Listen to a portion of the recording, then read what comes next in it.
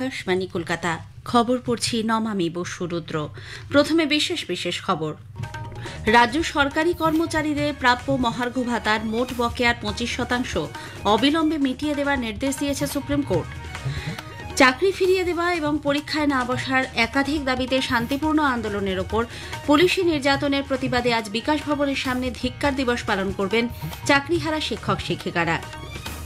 Operation সিন্দুরের সাফল্য উদযাপনে BJP আজ তিরঙ্গা যাত্রা করবে। রাষ্ট্রসংঘের রিপোর্টে বলা হয়েছে, বিশ্ব অর্থনীতির অনিশ্চয়তা সত্ত্বেও ভারত সবচেয়ে দ্রুতগতির বিকাশশীল বৃহৎ অর্থনীতির স্থান বজায় রেখেছে। কান চলচ্চিত্র উৎসবে ভারত প্যাভিলিয়নের উদ্বোধন হয়েছে। পশ্চিমবঙ্গের বিভিন্ন জেলায় আজও ঝড় বৃষ্টির পূর্বাভাস। আসছে বিস্তারিত খবরে। রাজ্য সরকারি কর্মচারীদের প্রাপ্য মহার্ঘ ভাতার মোট বকেয়ার 25% অবিলম্বে মিটিয়ে দেওয়ার নির্দেশ দিয়েছে সুপ্রিম কোর্ট। দীর্ঘদিন ধরেই বারংবার ডিএ মামলার শুনানি শীর্ষ আদালতে পিছিয়ে যাওয়ার পর আজ অবশেষে বিচারপতি সঞ্জয় করল এবং বিচারপতি মনোজ মিশ্রের বেঞ্চ এই নির্দেশ দেন।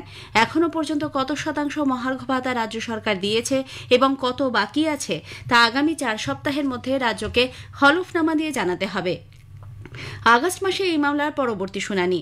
আজ রাজ্যের আইনজীবী অভিষেক মনু সিংভির উদ্দেশ্যে বেঞ্চ কলকাতা হাইকোর্ট এবং স্টেট অ্যাডমিনিস্ট্রেটিভ ট্রাইব্যুনাল নির্দেশের কপি খতিয়ে দেখে অন্তত 50% মহার্ঘ ভাতা মিটিয়ে দিতে বলেন। জবাবে শ্রী সিংভি জানান, এই মুহূর্তে এই বিপুল পরিমাণ অর্থ দেওয়ার ক্ষমতা রাজ্যের নেই। আপাতত 25% ডিএ 4 সপ্তাহের মধ্যে মিটিয়ে দেওয়ার নির্দেশ দেন বেঞ্চ। উল্লেখ্য, 2022 সালের 28 নভেম্বর রাজ্যের ডিএ মামলা প্রথমবার সুপ্রিম কোর্টে ওঠে।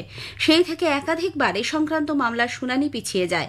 আদালত জানিয়েছে, কেন্দ্রের সমতুল হারে ডিএ দেওয়ার যে নির্দেশ হাইকোর্ট দিয়েছিল সেই পর্যবেক্ষণে কোনো ভুল নেই। এদিকে সুপ্রিম কোর্টের এই নির্দেশে স্বাভাবিকভাবেই খুশির হাওয়া রাজ্য সরকারি কর্মচারী মহলে। সংগ্রামী যৌথ মঞ্চের আহ্বায়ক ভাস্কর ঘোষ জানিয়েছেন, শীর্ষ আদালত কর্মীদের প্রাপ্য অধিকারকে স্বীকৃতি দিয়েছে। অবিলম্বে চাকরি ফিরিয়ে দেওয়া এবং পরীক্ষায় না বসার একাধিক দাবিতে শান্তিপূর্ণ আন্দোলনের ওপর পুলিশি নির্যাতনের প্রতিবাদে আজ বিকাশ ভবনের সামনে ধিক্কার দিবস পালন করবেন চাকরিহারা শিক্ষক শিক্ষিকারা। গতকাল রাতভর এবং আজ সকাল থেকে বিকাশ ভবনের সামনে রাস্তায় অবস্থান বিক্ষোভ চালিয়ে যাচ্ছেন তাঁরা। তবে সকালে পরিস্থিতি কিছুটা উত্তপ্ত হয়ে ওঠে। বিকাশ ভবনের সামনে পুলিশ ব্যারিকেড করে রেখেছিল। ওই ব্যারিকেড ভেঙে রাস্তায় বসে স্লোগান দিয়ে বিক্ষোভ দেখান আন্দোলনকারীরা। যোগ্য শিক্ষক অধিকার মঞ্চের তরফে জানানো হয়েছে, পুলিশি নির্যাতনের প্রতিবাদে আজ বিকেলে অবস্থান মঞ্চে ধিক্কার দিবস পালন করা হবে। সমস্ত শিক্ষা প্রতিষ্ঠান আজ বন্ধ রাখার আবেদন জানান তাঁরা। সেই সঙ্গে কালো ব্যাজ পরে প্রতিবাদে সামিল হয়েছেন চাকরিহারা শিক্ষক শিক্ষিকারা। উল্লেখ্য, চাকরিহারা শিক্ষক শিক্ষিকাদের বিকাশ ভবন ঘেরাও কর্মসূচিকে কেন্দ্র করে গত সন্ধ্যায় অগ্নিগর্ভ হয়ে ওঠে এলাকা। পুলিশের বিরুদ্ধে বেধড়ক লাঠিচার্জের অভিযোগ করেন আন্দোলনকারীরা। পুলিশের মারে আহত হয়ে বেশ কয়েকজন হাসপাতালে ভর্তি রয়েছেন। একই নম্বরে একাধিক কার্ডের অস্তিত্ব থাকায় রাজ্যের প্রায় 8,000 ভোটার কার্ড বা এপিক বাতিল করেছে নির্বাচন কমিশন। রাজ্যের অতিরিক্ত মুখ্য নির্বাচনী আধিকারিক অরিন্দম নিয়োগী জানিয়েছেন, রাজ্যে প্রায় 2.5 লক্ষ এপিক কার্ড নিয়ে অভিযোগ উঠেছিল। সেগুলি খতিয়ে দেখার পর 32,000 কার্ড নিয়ে অনুসন্ধান করা হয়। তার মধ্যে 7,800টি কার্ড ডুপ্লিকেট হওয়ায় সেগুলি বাতিল করা হয়েছে। একটি প্রতিবেদন। এক সিরিজ বা নম্বরের একাধিক ভোটার কার্ড, ভোটার তালিকায় মৃত স্থানান্তরিত ভোটারের উপস্থিতি নিয়ে রাজ্যের শাসক বিরোধী উভয় পক্ষই সরব। এমতো অবস্থায় একই নম্বরের একাধিক কার্ডের অস্তিত্ব থাকায় রাজ্যের প্রায় 8,000 ভোটার কার্ড বা এপিক বাতিল করল নির্বাচন কমিশন। এর মধ্যে স্থানান্তরিত ভোটার কার্ডও রয়েছে। যেসব কার্ডের মালিকেরা একাধিক কার্ড নিয়ে রেখেছেন, এই ধরনের সমস্ত কার্ডই বাতিল করে দেওয়া হয়েছে। যাদের একই এপিক নম্বর বিশিষ্ট ভোটার কার্ড থাকবে, তাদের নতুন নম্বর প্রদান করা হবে বলে জানিয়েছে নির্বাচন কমিশন। ভোটার তালিকায় স্বচ্ছতা আনতে বুথ স্তরের অফিসারদের দায়িত্ব স্পষ্ট করে দেওয়া হয়েছে। অভিরূপ ভট্টাচার্য, আকাশবাণী সংবাদ, কলকাতা। অপারেশন সিন্দুরের সাফল্য উদযাপনে বিজেপি আজ তিরঙ্গা যাত্রা করবে। বিকেলে কলেজ স্কোয়ার থেকে শ্যামবাজারের নেতাজি মূর্তির পাদদেশ পর্যন্ত জাতীয় পতাকা হাতে নিয়ে এবং ভারতীয় সেনাকে স্যালুট জানিয়ে এই পদযাত্রা হবে। দলের রাজ্য সভাপতি সুকান্ত মজুমদার ছাড়াও দলের সাংসদ ও বিধায়করা এই পদযাত্রায় অংশ নেবেন। রাজ্য বিজেপির তরফে পদযাত্রার আয়োজন করা হলেও সমাজের সর্বস্তরের রাষ্ট্রবাদী মানুষকে এই পদযাত্রায় সামিল হওয়ার আমন্ত্রণ জানানো হয়েছে। উপরাষ্ট্রপতি জগদীপ ধনখড় বলেছেন, নির্ভুলভাবে সন্ত্রাসবাদে আঘাত এনে ভারত বিশ্বে সন্ত্রাস দমনের নতুন মানদণ্ড তৈরি করেছে, পাশাপাশি তুলে ধরেছে শান্তি সম্পর্কে ধ্যান ধারণা।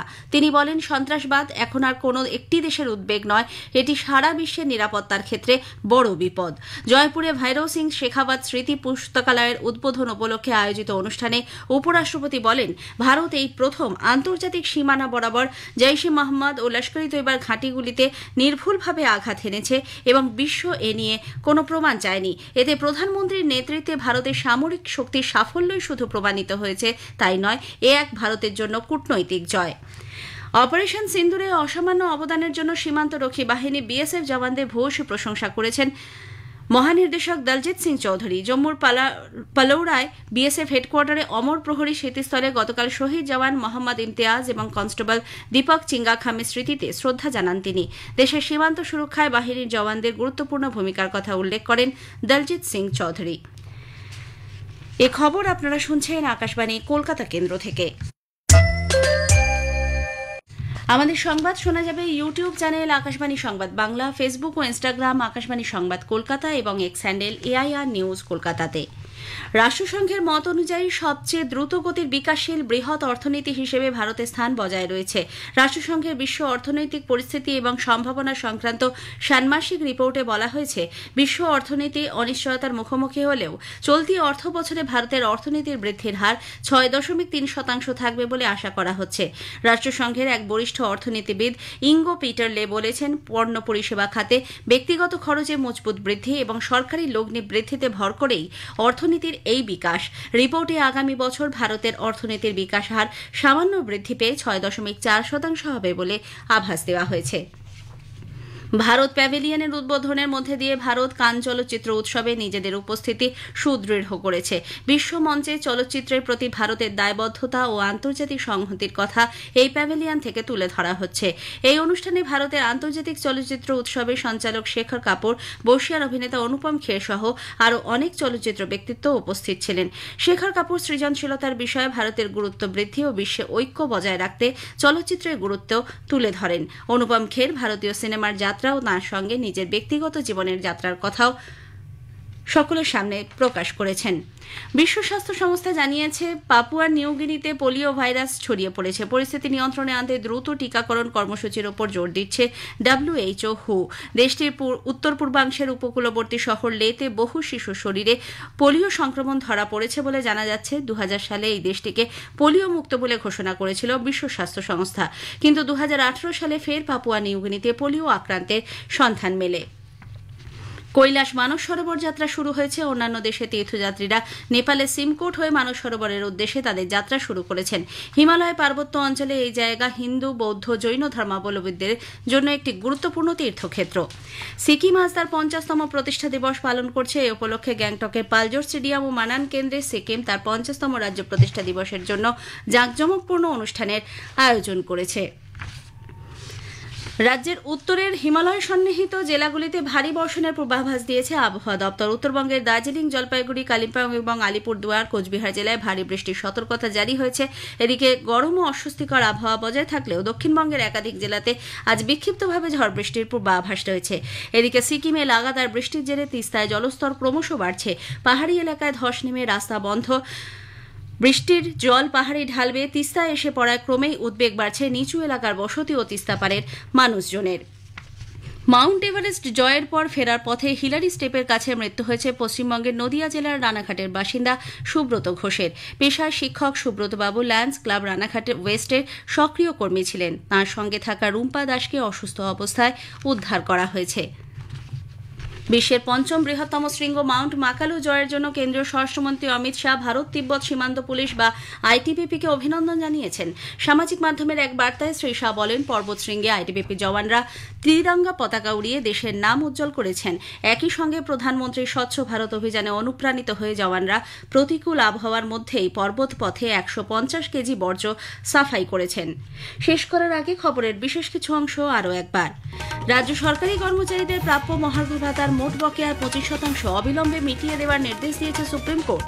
চাকরি ফিরিয়ে দেবে এবং পরীক্ষায় না বসার একাধিক দাবিতে আন্দোলনের ওপর পুলিশি নির্যাতনের প্রতিবাদে আজ বিকাশ ভবনের সামনে ধিক্কার দিবস পালন করবেন চাকরিহারা শিক্ষক শিক্ষিকারা। খবর এখনকার মতো শেষ হলো। এর পরের খবর দুপুর 1:30 মিনিটে।